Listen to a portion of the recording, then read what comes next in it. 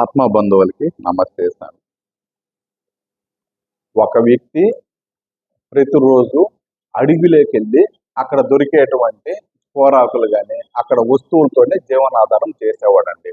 ప్రతిరోజు అడవికి వెళ్ళాలి, అక్కడ దొరికిన వనమూలికలు వాటిని తీసుకొచ్చి ఆ ఊర్లో అమ్ముకోవాలి, అతని జీవనం సాగించాలి. వృత్తి అదే, అతనికి అదేనంట. అలా పోయేటప్పుడు ఆ దారిలో ఒక స్వామీజీ ఒక వెంకటేశ్వర స్వామి విగ్రహాన్ని పెట్టుకొని నిత్యము తులసి దళాలతో పూజ చేసుకుంటూ కనబడేవాడంట.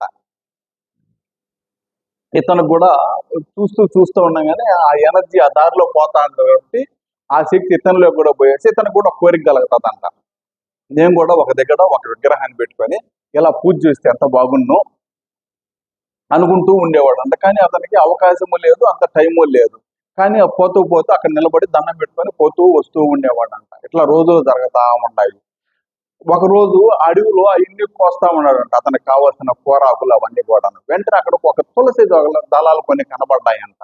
నేను ఎట్లాగో తులసాకులతో పూజ చేయలేకున్నాను కదా, ఆ దారిలో స్వామీజీ పూజ చేస్తా ఉన్నాడు కదా, ఈ ఆకులు ఎత్తుకొని ఆ స్వామీజీ కన్నా ఇస్తే నాకు కూడా కొంత పుణ్యం వస్తుంది కదా అనేసి పక్కన తులసి ఆకులన్నీ కోస్తాడంట. కోసి ఒక పెద్ద కట్టలాగా కట్టుకొని అతని గంపలో ఆకులతో కూడా పెట్టుకొని వీటిని కూడా నెత్తి మీద పెట్టుకొని ఆ స్వామి కాడికి వచ్చి నిలబడతాడంట. ఆ గుడిసె ముందర నిలబడంగానే ఏదో ఆకారం నిలబడింది అని చెప్పేసి ఆ స్వామీజీ పూజ చేస్తూ ఉండేవాడు ఇటు తిరిగి చూస్తాడంట.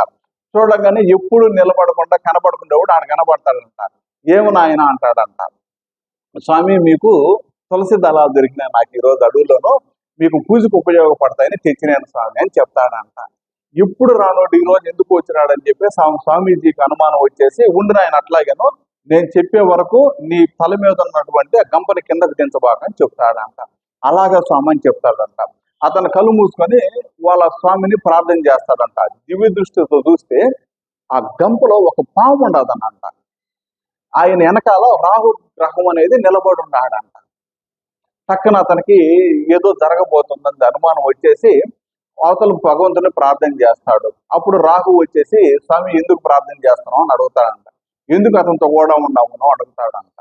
అతని టైం అయిపోయింది, నా డ్యూటీ నేను చేయాలి కాబట్టి అతను ఆ గంపగానే దించితే నేను అతను కాటేసేదానికి సిద్ధంగా ఉన్నాను. ఇప్పుడు దాకా ఎందుకే లేదంటే ఆ టైం వచ్చిన టయానికి అతను మీ దారిలో పోతూ మీ మంత్రశక్తిని ఇంటూ ఉండిన దానివల్ల కాటు వేయలేకపోయినాను. ఆ సమయం వచ్చింది, కాటు వేసే సమయానికి అతను తులసి దళాలని చేతిలో పట్టుకొని ఉన్నాడు. ఆ తులసి దళాలను ఎప్పుడైతే దించుతాడో నా పని నేను చేసుకొని వెళ్ళిపోతానని చెప్తాడంట. అతను ఈ రోజే పాపం నాకు తులసి దళాలు తెచ్చిచ్చాడు కదా, అతను ప్రాణాన్ని కాపాడాల్సిన బాధ్యత ఒక గురువుగా నాకుంది కనుక దయచేసి అతను వదిలేయాల్సిందిగా నిన్ను ప్రార్థిస్తున్నానని రాహుగ్రహాన్ని ప్రార్థన చేస్తాడంట ఆ స్వామీజీ. లేదు స్వామి, మీరు ప్రార్థన చేస్తే కుదరదు, అతను ఖచ్చితంగా నేను కాటేయాల్సిందేనని చెప్తాడంట. ఆ గురువు గారు కనుక గట్టిగా అడుగుతాడంట, దానికి విరుగుడు ఏమైనా ఉందా చెప్పు నాయన అని అడుగుతాడంట రాహుగ్రహాన్ని. ఆ రాహుగ్రహం చెప్తాడంట, స్వామీజీ ఇప్పటి వరకు మీరు సంపాదించుకున్న పుణ్య ఫలాన్ని కానీ దానంగా కానీ ఇవ్వగలిగితే దానికి విరుగుడైపోతుంది, నేను వెళ్ళిపోతానని చెప్తాడంట. ఆ గురువు గారు ఇంక ఏమి ఆలోచించకుండా ఇప్పటి వరకు నేను సంపాదించుకున్న పుణ్యఫలాన్ని ఆ భక్తుడికి దానంగా ఇస్తున్నానని చెప్తాడంట. వెంటనే రాహుగ్రహము దాన్ని తీసుకొని సంతోషించేసి అక్కడి నుంచి వెళ్ళిపోతాడంట. అప్పుడు గురువు గారు అతని దగ్గరకు వచ్చేసి ఎన్ని చెప్తే అతను నమ్ముతాడో నమ్మడో భయపడతాడనేసి అప్పుడు ఇంక దించిన ఆయన గంప అని చెప్తాడంట. అప్పుడు దించంగానే ఆ గంపలో పాము కూడా మాయమైపోతాదంట. అప్పుడు ఆ గురువు గారు ఆ భక్తుడికి చెప్తాడంట, ఇప్పటి నుంచి ప్రతిరోజు నాకు నువ్వు తులసి దళాలు తెచ్చేయాలి నాయన పూజకి అని చెప్తాడంట. అతనికి ఇంకా భక్తుడికి, ఎందుకంటే అప్పుడు దాకా అతనిలో ఉన్న మాయ మొత్తం తొలిపోయేసి ఆనందించి, నాకు ఇచ్చిన అవకాశానికి ధన్యవాదాలు స్వామీజీ, ప్రతిరోజు నేను తులసి దళాలు నీకు తెచ్చిస్తాను అని చెప్పేసి మాట ఇచ్చేసి వెళ్తాడంట. అప్పటి నుంచి ఆ భక్తుడు ప్రతిరోజు తులసి దళాలు ఆ గురువు గారికి ఇవ్వడము, పోయేటప్పుడు కూడా ఊర్లో నుంచి ఏదన్నా పావులు అలాంటివి తీసుకెళ్లి గురువుకి ఇవ్వడము, ఇలా గురు సేవ చేస్తూ ఉంటాడంట. అప్పుడు దాకా ఉన్న కష్టాలన్నీ అతనికి తీలిపోయి అప్పటి నుంచి సంతోషంగా వాళ్ళ కుటుంబ సభ్యులందరూ కూడా బతకడం మొదలు పెడతారంట.